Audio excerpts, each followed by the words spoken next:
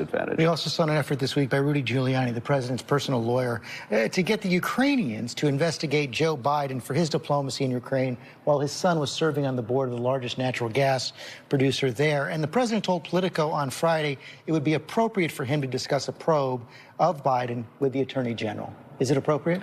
Of course it's not appropriate. And what is so shocking to me, I served for many years on a democracy commission in the Congress where we would partner with parliaments in emerging countries, emerging democracies, and we would always say, when you win an election, you don't seek to jail the losing side. And here the President of the United States is saying it's perfectly okay for him, and he has said this before, to go to the Attorney General and get them to open an investigation of his arrivals. And sadly, this Attorney General has turned out to be so political and so partisan and so frankly, without integrity, he just might do it. And you know, that does add to the sense of crisis, that these democratic norms are being broken down every day.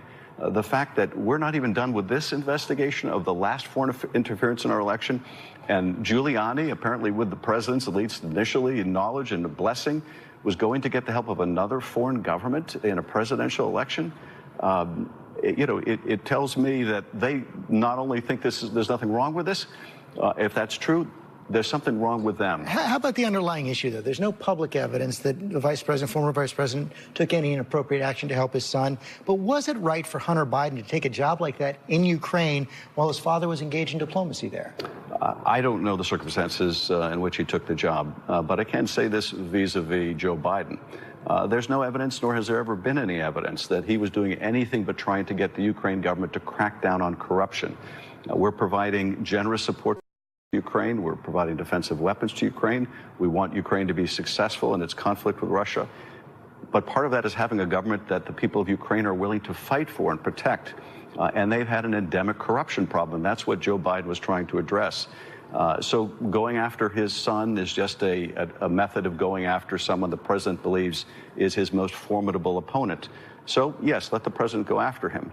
But don't seek the help of a foreign government in your election. And, you know, if this isn't criminal, and Bob Mueller said he could not prove all the elements of a crime, then maybe we need to change the elements of that crime, because we cannot make this the new norm, that if you can't win an election on your own, it's fine to seek help from a foreign power. Chairman Schiff, thanks for joining us.